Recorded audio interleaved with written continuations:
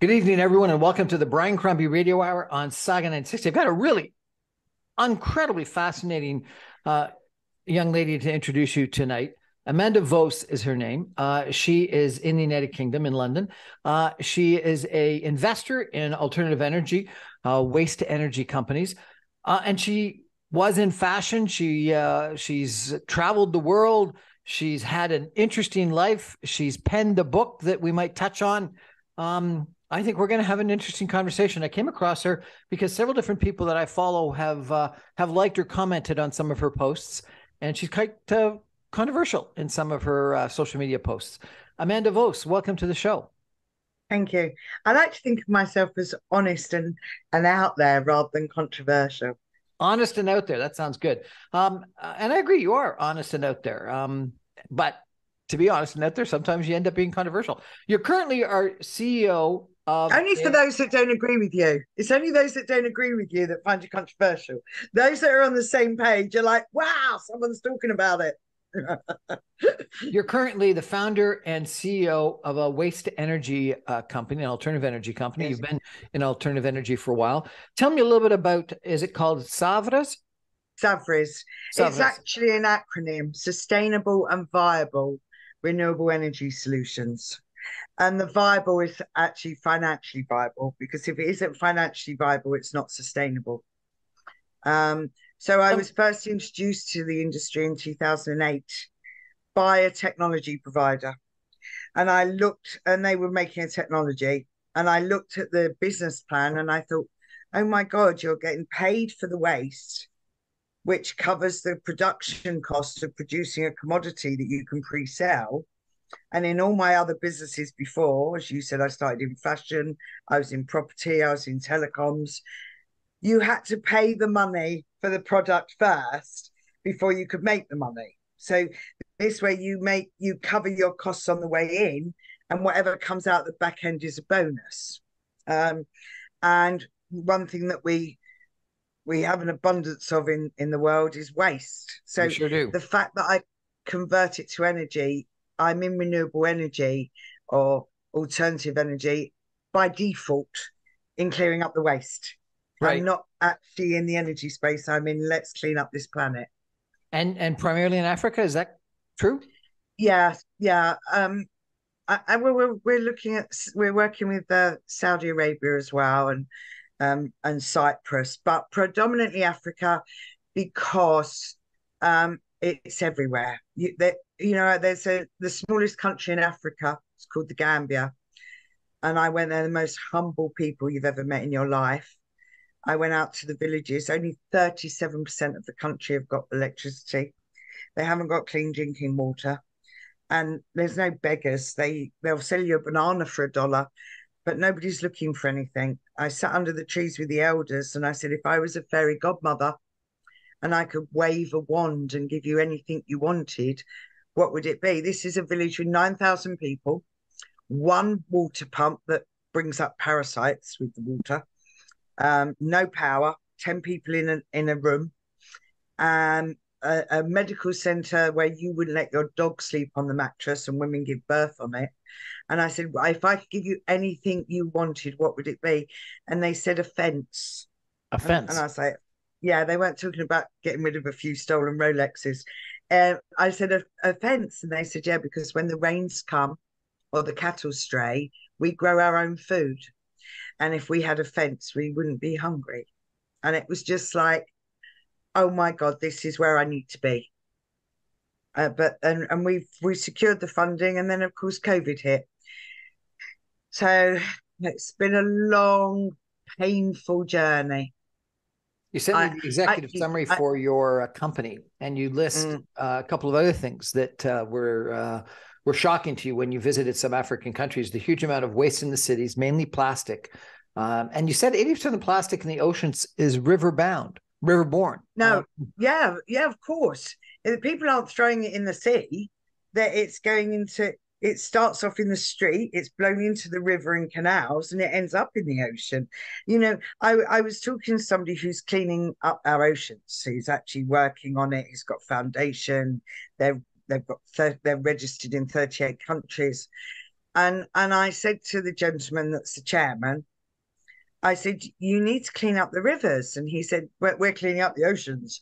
And I said, yeah, but if you had a leak in your bathroom, would you mop up the floor before turning off the water?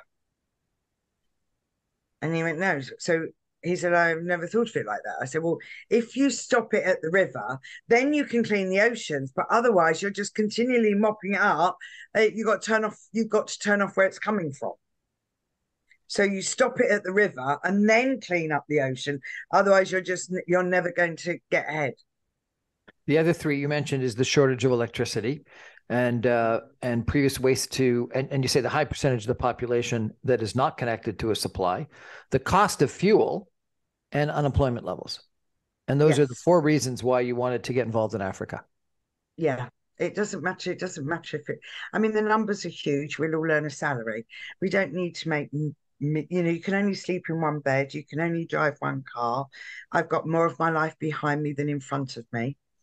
And it's about it really is about making a difference and helping these countries that we should all be born with the right to have clean drinking water. Whether you turn the lights on or not, that's another matter. But you should be able to have a glass of water. And you've been involved in 5 countries: Nigeria, Cyprus, Gambia, Nambia, and KSA. Namibia. Yeah, that's Kingdom of Saudi Arabia. Tell me what you've done. Have you got some plants up and running? I've spent a fortune. And hours of my time and my team. We've all not been paid for several years. I even went bankrupt in 2017 because it sucked me dry. But I kept the business going. We've flown to all these places and we've done site visits, and all things being equal, please God, this year we crossed the line with our first one. Excellent. We'll have to circle back next year on that. Good luck for you. And you say you're agnostic as to technology. Are there some technologies that you're using? Well, there's a criteria to fit. So we need to insurance wrap the project, which de-risks it by 98%. So we insure it through Lloyd's of London. But to do that, the technology has to qualify. It has to have run for 8,000 hours. So you're looking at about a year. It needs to fit in with the protection agencies. And the EU laws for emissions are far stricter, actually, than America. So if it fits here, it will fit there. Right. And it needs to convert. It needs to be profitable. Otherwise, there's no point in us doing this in country, and especially in an underdeveloped country with no revenue streams as such. There's no point in us installing it there if it doesn't wash its own face at the very least. So I'm familiar with anaerobic digestion. What is the technology that you're using? Well, we're using it. So a brief science lesson without boring people. Everything's made up of four molecules, okay? Be it the building, the chair you're sitting on, or even us as humans. You've got hydrogen, oxygen, nitrogen, and carbon. And to split those molecules, it really needs to be at 1800 degrees or higher. So that's one of the criteria, is it needs to be high temperature. It needs zero emissions. You're always going to have emissions when you convert it from the gas to electricity. There's anyone that says it's zero emissions. Yeah, the conversion process. So you start off, you break down the molecules and you reform them to produce biofuel, diesel, jet fuel, or electricity. But the actual process of separating the molecules, turning the waste, which it's actually, by the time you've recycled it, it looks pretty much like the fluff in the bottom of your Hoover. That would go through the system, and you produce a synthetic gas. And the higher the BTU of that gas, the higher your conversion rate. So that's a criteria for the technology too. But the reason why we import the technology, buy it, license it, lease it, or JV with a technology provider. I had a factory for many years producing clothing. I never designed or patented the sewing machine. I used the sewing machine to produce my clothing range. And I brought that methodology into this industry because one size doesn't fit all.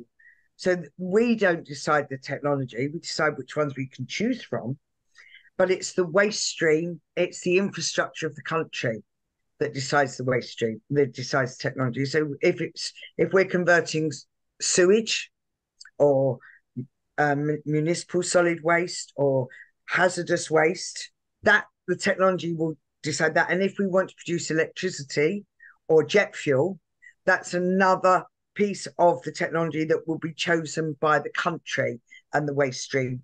Savvy's just assist in that. So you're the financier and effectively the generation company. Well, facilitators, really. We like to, ideally we like to JV in country, so that the country has a vested and an emotional, they're emotionally invested as well as financially.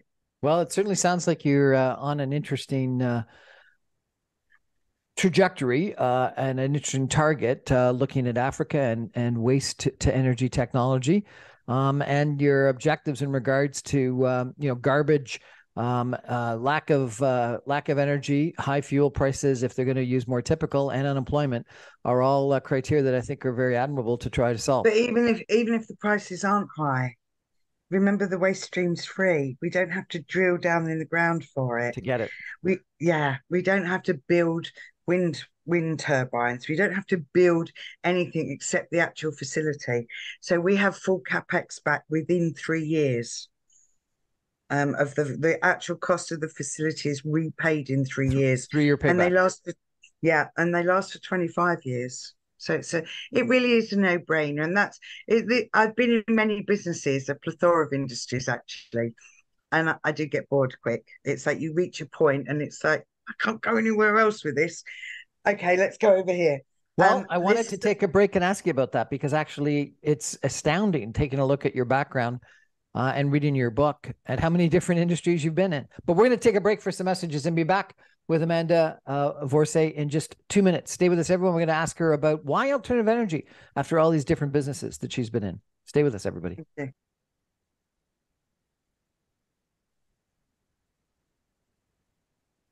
Welcome back, everyone, to the Brian Crombie Radio Hour on Saga 960. Chatting tonight with Amanda Voase, who is a CEO, founder of an alternative energy company, a waste energy company. She's headquartered in London, England, but she's active in Africa. Amanda, I skimmed your book, and the number of different businesses that you've had. It sounded like you started out in fashion, and you've been in several other businesses, and now you're in alternative energy. Why so many different industries, and why now in alternative energy? It wasn't by design. The best things in life happen when you aren't looking for them. They say happiness is like a butterfly. The more you chase it, the more it eludes you. But if you sit quietly, it will come and nestle on your shoulder. That's a great line. I like that. Happiness is like a butterfly. The more you chase it, the more it's elusive. Sit quietly and it'll come and sit on your shoulder. Mm. So I was at school. I was really clever. I was 2 years ahead of my peer group. I was at state school, government school with 800 girls. I've always been a bit different. Some might say controversial. And I don't know. I've always been driven. I wanted to be a barrister. I love the law. I love the English language. I like a puzzle. So I know how to, if you say to me, I don't see outside of the box, I don't see a box. And because I was 2 years ahead of my peer group, the average was 6 O levels. I'm old. And I was doing 10. I was bullied mercilessly. And then I got alopecia. Maybe it was nerves. They don't know what it was. I was 14. I was in the middle of my exams and I lost all my hair. I wore a wig. I got chased around the playground. They pulled my wig off. So I left school mid-exams, didn't do any, no qualifications. I went home. I emptied my wardrobe and I took it to the local market. And that was my first business. I was in At children's clothes. 14? Well, that's what I had hanging in my wardrobe, children's clothes. So I went to the local market. I took £50 in a day. I went on bus with my clothes in a black bin bag. And I took, by the time I'd paid for the market stall and getting there and back, I took the £35 to London and I went to wholesalers. By the time I was 19, so I started doing 7 markets, 7 days a week. Okay, on and off buses. At 16, my brother got laid off work. He was a warehouse manager, packer. I said to him, look, if you drive, I had about £3,000 or £4,000 worth of stock by then. I said, buy a van, you drive to all the markets, and we take more money and we go 50-50. So he did. He didn't actually pay for the van in the end. And we bought it on finance and it came out the takings. Um, and then, like, because we were market stalls, I couldn't buy what I wanted to sell. So we opened a store, for £22, which is about $30 at the time, rent and rates, a little 500-meter shop. Um, and we got all the goods delivered there and then took them to the market stalls. And so we could sell them cheaper because we had low overheads, unlike the big stores.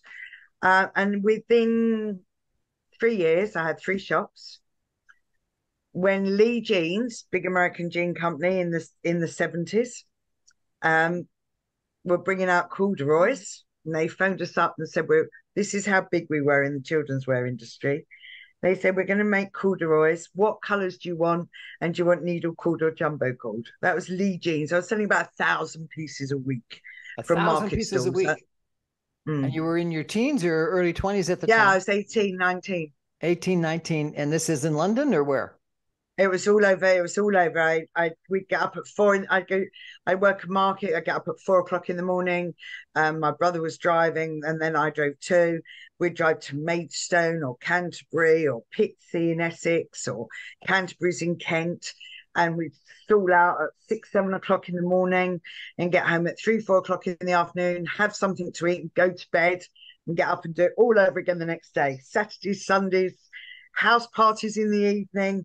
I was like, I loved it. Look, if you love what you do, doesn't feel like work. And I can honestly say I've never worked a day in my life because I Fantastic. always do what I love. And so how long were you in Um, the fashion business? oh gosh. Well, then I couldn't buy what I wanted to sell in the way. So when I started in the 70s, 74, 75, that you had the high end, like your Neiman Marcus or Harrods, or you had I can't think of it, or you had Walmart. Okay, there was nothing in the middle. There is now. You've got Gap and Next and Zara, but at the time there was either a Sunday best dress for $5 or it was $100. So there was a gap in the market. I couldn't buy what I wanted to sell, so I started a little unit in the back of my first shop. I had a machinist. I had a sewing machine, a presser, and I designed dresses and take them out to the market and sell them.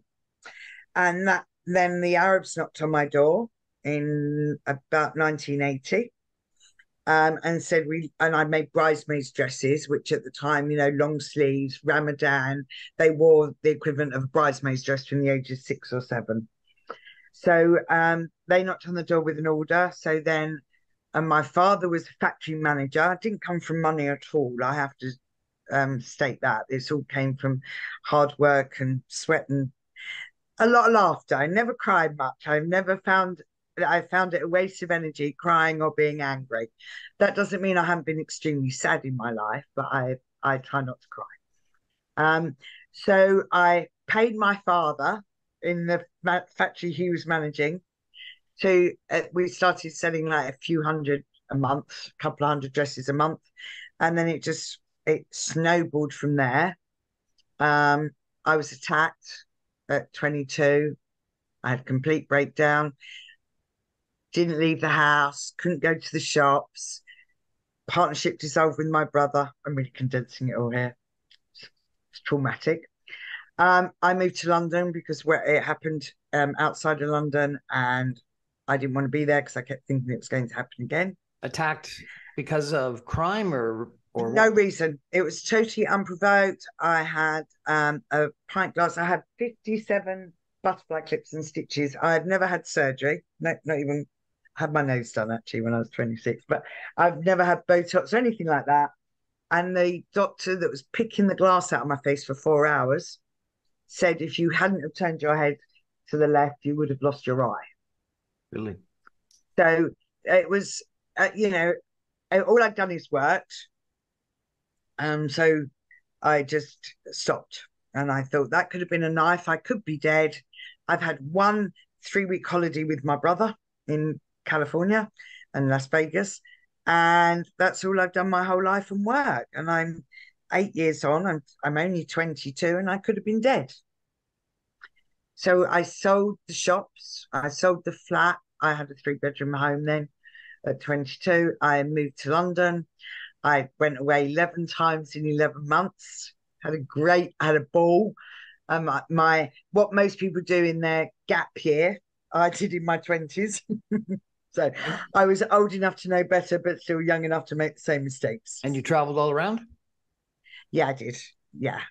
I went to America a couple of times. I've got family. My sister was living out there with her husband, and she had her first child. I went out there. I went south of France. Yeah, I love the south of France. So, and then I came back. I ran out of money, so oh dear, I've got to go back to work. So I went and bought some fabric, took it down to my father, and said, right, here's the design. I just my own designs. Can you make me these until you run out of fabric? And I took them up to London and I sold them. And then I got the money and I went on another holiday. And I did that for a few months. And then I thought, right, I need to get off my friend's couch because I want my own home again. So I designed a collection. I took it round all the stores and they were like, well, we really like it, but you're not well known. Well, if you don't buy it, how will I ever get known? So that was Harrods, Selfridges, Harvey Nichols, all the major department stores in England. Yep. And then I went into the last one. It was the last one of the chains. And she said the same thing. Well, you're not known. So I said, well, yeah, this is February. I said, yeah, but we're going to be in Vogue in September's edition. So she said, really? So I said, yeah. She said, which dresses? So I pulled 4 off the rail. And I said, this one, this one, and this one. So she said, okay, well, I'll have 300 of each as a trial run. I'll put them in 6 stores. So I came out of there and I phoned up Vogue and I said, how much is it for a full page ad in September's edition? And and remember I'm talking about like 1982 and it was £5,000, which is the same price as a brand new car. Yep. So now if you're talking about £30,000, right? So then I said, book it. Then I phoned my bank manager who's supporting me. You know, I opened my first shop at 15. So he'd been with me on that journey. He was assistant manager. Now he was the bank manager. So I phoned him and I said, Ian, I need to borrow £5,000. I don't need the money till August, but I won't be able to pay you back till September. So I need it for 90 days. He said, fine. So I gave House of Fraser Group a 5% discount to pay within 7 days. We manufactured the goods. I had enough to buy the fabric and it came out in Vogue magazine in August. Although it's September's issue, it comes out early. Within a fortnight, it was picked up by a morning breakfast show here. It was the only breakfast show at the time. That's how long ago it was. Yep. It's called TVAM.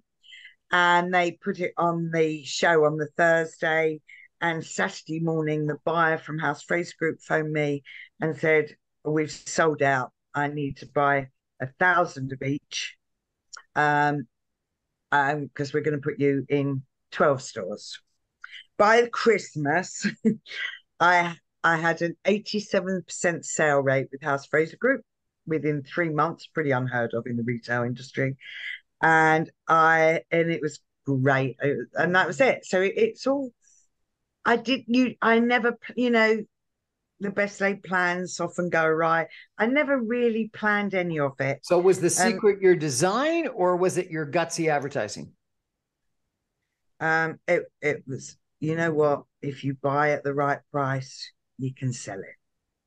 I was producing a high end dress that anywhere else would have been £100, and mine were retailing at 35, 40. It was a no brainer. Of course, it was going to sell. Ordinary people could afford to buy. If Gucci suddenly brought out a belt for £100, no matter how bad their sales were, instead of £800, they would sell millions around the world, because all of a sudden they're producing an item that even at a stretch anyone can afford. Even people on unemployment would find the $100 to buy a Gucci So belt. it wasn't the design, it wasn't the advertising, it was producing a high quality, high value product At the right price. And that's, if you got $100 bills and you can sell them at 60, you're going to sell out. What was the next business after fashion? Well, while that was going, I also got involved in property, because then I got married. I had my first child, and she was in special care for a week. She stopped breathing at 2 days of age, which was quite awful. And I got involved in property at the same time. It was right in the middle of design week, and I used to design a collection in a week. I slept with a sketch pad next to my bed. I'd wake up at 4 in the morning and go, oh, I know. And if I could sit in my office for a month and not do one dress, and then I'd wake up at 4 in the morning and do 6. It's creativity can't be captured. You have to just let it flow, in my opinion. Really? So a sketch pad by the side of your bed. For me personally, that's been my experience my whole life. And so it was fashion, then property, then what after that? Telecoms. Telecoms? Yeah, that was in 92, when my son was five months old. You've really had quite the interesting experience. And that experience. Well, when my first daughter, I'll make you laugh, actually. People say, women can't do it all. I don't care what sex you are. We all have to do it all. Men have to do it all. You have to be a man. You have to go drinking on a Friday, even though you feel like shit and you just got canned. I was in the factory, and I said to my father, oh, I better go to hospital because my contractions are 5 minutes apart. And 2 days later, the baby was on the desk in my office. So you just keep going. You just keep going. In the face of adversity. We're going to take a break for some messages and come back. And we're going to talk a little bit with Amanda about her personal life as well, because that's been just as interesting and just as varied as her business career has been. Stay with us, everyone. Back in 2.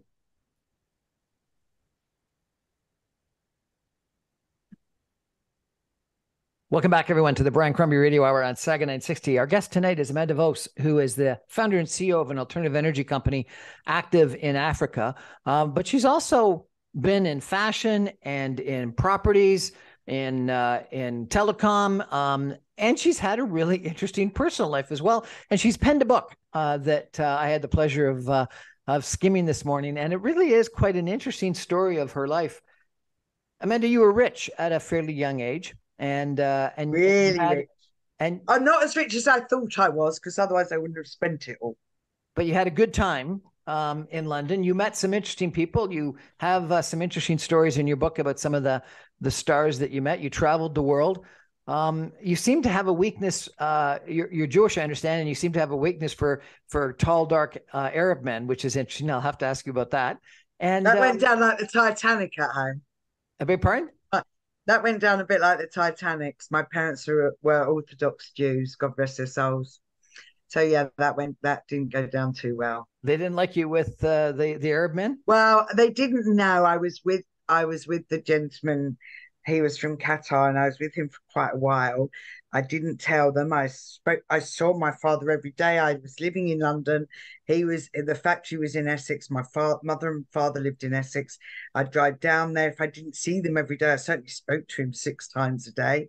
Um, and I went to Geneva with my boyfriend, and we went up the escalator of the Intercontinental in Geneva, and I thought I looked really good. Okay, when you're young and you don't come from money, I had a full length white fur coat on. I had bleach blonde hair.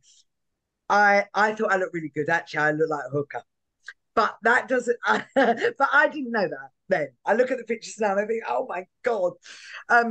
But I walked up the stairs, surrounded by Arab men in their full regalia, and BBC News were there because my boyfriend had taken me with him, and it was the OPEC meeting in the 80s, which was covered by. So I got to the room and I thought I'd better phone my parents and tell them about who my boyfriend is, because it's going to be on the news in 20 minutes. And he was so that's how they found out. He was an OPEC something or other? OPEC, the oil. Yeah, no, but he was connected with it somehow. Yeah, he was Qatari, and they were quite heavily involved in oil, Middle Eastern. But I actually probably had access to more cash than he did. We're talking about the mid-80s, and I was earning thousands of pounds sometimes a day or a week, and he was on an income from mummy and daddy. Right. So, and how long you were with him?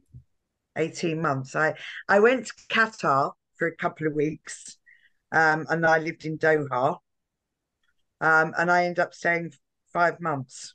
So, but that was okay. I was faxing my father my designs, and he was UPSing them, or then it was only DHL actually. He was DHLing them out to me in Doha so I could change the collar so I was working remotely even back then.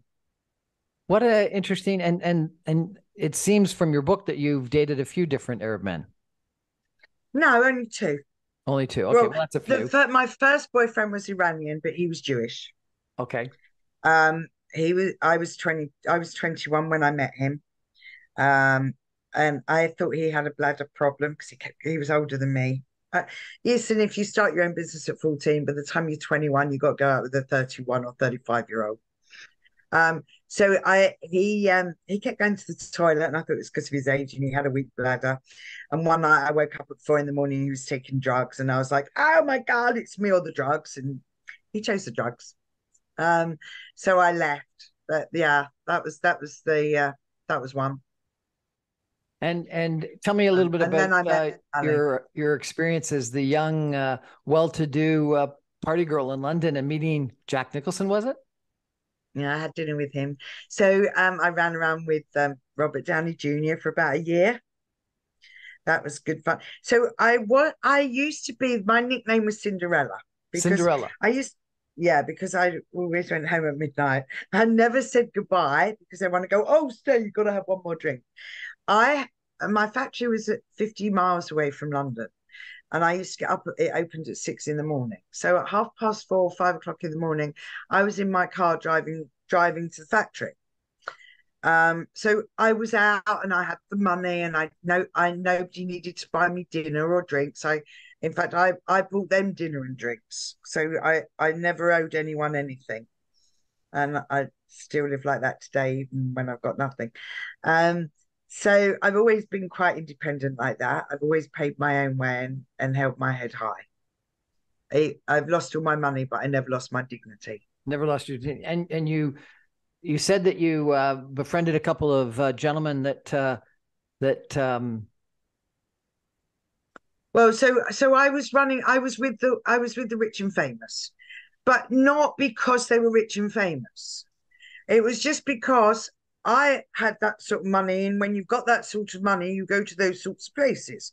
So, I'd be in Morton's and Tramp and Annabelle's and Langan's. So, and it was people that were, Dustin Hoffman would be on the next table, or Tom Selleck, gentlemen, David Hasselhoff, Michael Douglas, all those sort of people, Robert Downey. I remember Robert Downey phoned me up one day. I never slept with any of these people, I have to tell you. I was their mate. And Robert Downey Jr. phoned me up one day and he said, "Where are you?" So I said, "I'm at the factory." He said, "But we're going for lunch." I don't know if I can say this on the show, what I'm going to say now, but I'll say it. You can cut it out, okay? So I said, "You're going for lunch with Sarah." He said, "Yeah, but I just shag her. Who am I going to talk to?" So that was who I was. I was their mate. I was never the girlfriend. They never even asked me. It wasn't that I was their girlfriend. Whoops. Hello. Was that because I said something? I just wanted to show a picture of you. Oh, okay. Yeah. So I went to see Frank Sinatra with Dudley Moore. And then we went to Tramp, and my parents were there, and I said goodnight to Dudley Moore, and I went and entertained my parents, and we went home, and I don't know what happened to Dudley Moore. It was like I was on the arm of these people. I was their plus one. I was their go-to. I was their help. You got to come pretend to be my girlfriend. I can't get rid of this woman. I was that one. I was their female, like a gay guy has a beard. You were I like was the beard? straight man. Yeah, I was the straight man's beard. You were the wing woman. So I was, yeah, sort of. Yeah, yeah, I guess. And then I got married. I was involved in, like I said, I was involved in many businesses. I grew up with my friend's father owned 17 casinos across England. So when there was a very famous Australian media mogul, he was going to France. They wanted to discount it. So you can discount your losses in Vegas. I don't know if you know that. No. If you're a high roller and you're going to gamble $1 million, you can agree that if you lose it, they'll give you back $50,000 when you go. So you discount it by 5%. Yeah. But you have to be a high roller. You're not going to get that. Sometimes you'll only, if you're not a big gambler, and it's not just how much you put behind the cage, it's actually how you play. If you bet, if they're comping you and you're staying in a villa of, it's $10,000 a night and you're gambling $10,000 a night, they're not going to give you 5% back on your losses. Right. Yeah. So I got a call from somebody that was close to this media mogul from Australia, and he said he wants to go to the 2K and Deauville. I know you know the guys that own the casinos. Can you get us a discount? So I did. And that's how I met the media mogul. So all of a sudden now, the following year, he's going to the south of France, and I've negotiated his losses there. He actually won there. And I've arranged a villa that's very private for him and his friends. And now I'm there. I'm there with them like a hostess, really. I was on the boat in the summer, and the captain would say, "What should we do for the menu?" He became like my second father. There was never anything, and he was. There's not a day goes by I don't miss my real father or the Australian man. He was the most brutally honest. You didn't walk away and say, "I wonder what he meant by that." You never thought that. You knew exactly. You always knew exactly what he was saying. So you've written this interesting book, and you've described, this gentleman. You've described the dinner with Jack Nicholson. You've described some of the people that you met with. You've described a lot of your business ventures, etc. Why'd you write the book? It was during COVID. We were locked down. What happened was a friend of mine told me that she had a book that was going to be published, but she needed to get it edited, and it's someone that I've known for 30 odd years, and it was £3,000, and she didn't have the £3,000 to have it edited. And I said, "Look, why don't you send it to me? I'll have a go. I'll do a chapter or two. Send it to your publisher. If he finds it acceptable, then I'll finish it." And anyway, I got involved, and it's very difficult to just do a bit of a story. You end up doing all of it or none of it. So a week later, I was up like I was working 18 hours a day on it. It took over my life. It was wonderful. I rewrote chapter 1 and chapter 7. And at the end of the week, I sent it to her and she got it published. And I thought, do you know what? Maybe I should do that with mine. I'd been through hell. I'm laughing and I'm joking, but my life has been, like I say, I don't cry, but I have been suicidal. There's been times I've stood on the edge of the platform at the train station thinking maybe I should just jump. Really? Yeah, really. My mother resented me from the day I was born. She'd never loved me, ever. My father adored me. I could do no wrong. Is But that why your it mother was like, resented you? because my father loved me like she wanted him to love her. Yeah. Is that why? Yeah. Mm. I was in hospital. I was losing our first child, and my husband was working away that week. And my mother never came to visit me. She never, I had to pay her to babysit her grandchildren. It was just horrible. So it's all those things are, and I just thought I've led a very eclectic life, a wonderful life. 4 lifetimes I've had, and it's always an adventure. The book's called Spanners and Condoms, because my saying is, if you can't fix it, like you do with a condom, right? If you can't fix it, that's a spanner's like a wrench. Yep. So that's the name of the book. That's how I live my life. You can't 99% of what you worry about doesn't happen, and worrying about it doesn't change it. Doesn't change it. Be proactive, not reactive. If you see that snowball coming at you, get out the frigging way.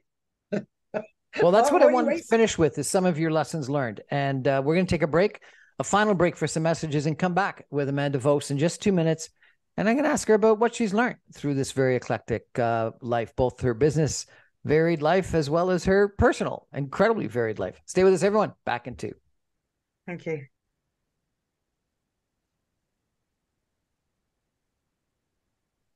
Welcome back, everyone, to the Brian Crombie Radio Hour. We're chatting tonight with Amanda Voase, who is the founder and CEO of a waste-to-energy company active in Africa primarily. She's been in alternative energy for a while, but she started out at 14 in fashion, selling clothes that she then began designing, and that she ended up having her father manufacture in a factory, and she had shops around England. Sounds like a really amazing career that she's had. She then got into property, real estate development, and then she was in telecom, and finally alternative energy, waste to energy. Fascinating. She's also written a book about her personal life, and her personal life was just as varied, if not more varied, and just as interesting, if not more interesting. And more painful. I much prefer business to pleasure, which is probably why I'm a workaholic. Now, after marriages and boyfriends and things like this, you're now confirmed to be single. Is that correct? Yeah, I think so. I think it suits me better. It takes less energy. Takes less energy. Look, I've had various businesses. I only had one that went dreadfully. I had 2 that went wrong. The first one, I was in Monte Carlo with the family, and he robbed us blind and cleaned out the bank account. So that was when we closed that one, liquidated that one. I had no qualms about that. It wasn't me. I had a publicly listed company. I don't know what you call it over there. And I lost £8.5 million, which at the time was about $14 million, in the dot-com bubble, which nearly wiped me out. I sold my properties, and I didn't owe anything. I didn't go personally bankrupt, but I didn't have a lot left. I was 3 years too early. If I'd have done that business 3 years later or now, it would have been hugely successful. That was my problem in this business. I started this business in 2008. And for 9 years, every time I sat down, sorry, the sun's really shining on us now. Maybe it's because I've become all righteous. Sun shines on the righteous. So. If I started the waste, but every time I sat down, I had to educate everybody about renewable energy, about the waste problems, about how we can produce jet fuel, biodiesel. Nobody knew about that. 15 years ago. So I spent hundreds of thousands of pounds flying around the world, talking to people, reviewing technologies. I learned lots because I was too early. So the one thing I will say is that most people know, especially business people, even personally, actually, timing is everything. I met a couple that dated at high school and they went their separate ways. And at 65, they found each other and they're married and they're so happy. There's, 40 odd years that they never even saw each other. They both married, they both had children, and both their partners died. And they ended up finding each other again. So be it business or personal, timing is everything. So and we don't choose that, do we? Really? We certainly don't. If you work hard, you're always somewhere at the right time. So let's talk about some of these lessons learned. So timing is everything is one. You before the break spoke about sort of never giving up, about resilience. What else? What else would be some of the lessons? There are moments when you have to give up. There are moments when you go, I can't do this anymore. But you don't. Never be a victim. Don't let it take you over. It's you. I can't do this anymore. Well, what's the alternative? People say to me, you need to sleep. I'll sleep when I'm dead. I'll sleep forever then. I'll manage for now. I'll have a power nap. Right. I last night I slept for 2.5 hours, 3 hours at the most. Okay. Anything else? What are your other lessons learned, both personally as well as business wise? Well, don't hold on to anger. It's a negative. Don't hold on to negativity. And remember this, people's opinions don't pay your bills. I used to really care what people thought about me. I'd walk in a room and you know when somebody likes you or when they don't. Okay. You feel it. If you've got any sort of sensitivity. And I would zone in on the person that I knew. I'm a bit like Marmite, you love me or you hate me. No one will tell you, oh, Amanda, yeah, she's nice. No, it'll be like, yeah, she's great. I can't stand the woman, right? That's me, oil or water. But I would go into a room and I think, you've made a judgment on me and you don't even know me. So I would spend my evening trying to show them that they were wrong. And now I think, well, you've made that judgment. That's on you. That's you. Because their opinion, that's you. That's not on me. So that's one thing I will say. Don't do what others want you to do. Do what you need to do, actually. Don't even do what you want to do. Do what needs to be done, not what others want you to do. So others' opinions. Don't hold on to anger. Don't be bitter. Don't be angry. Don't be jealous. Because I'm richer now than I ever was with my millions. I just haven't got any money. But everything else, but you can't buy everything else I've got. It can't be bought. My peace of mind, my where I'm sitting, that space I'm in, it's just so, I can't think of the word, but it's all the money. I was more lonely when I was married than I am being on my own. And a lot of people that have been in bad or unhappy relationships will get that. Well, Amanda Voase, given the book that you sent me that I've had the pleasure of skimming, you've lived. I might not publish it. I wrote that as an insurance policy. You've lived a very full life, and I think that's. And it's not over yet. I think that's one of the other secrets is living a full life. It's not a dress rehearsal. Maybe that happened when I got attacked. Tomorrow is the first day of the rest of our lives. Don't waste it. Some great suggestions from Amanda Voase, CEO and founder of a waste energy company, a very provocative commentator on current events from London, England. Thank you so much for joining us and telling us a little bit about your life story. I really appreciate it. We haven't even talked about climate change or mandatory vaccines or any of that. We'll have to come back and do it all over again. Thank you so much for joining us. That's our show for tonight. God bless. Thank you all for joining us. I really appreciate it. I remind you, I'm on every Monday through Friday at 6 o'clock on 960 AM. You can stream me online at www.saga960am.ca, even from London, England. Thanks. Good night, everybody. Thank you. Good night.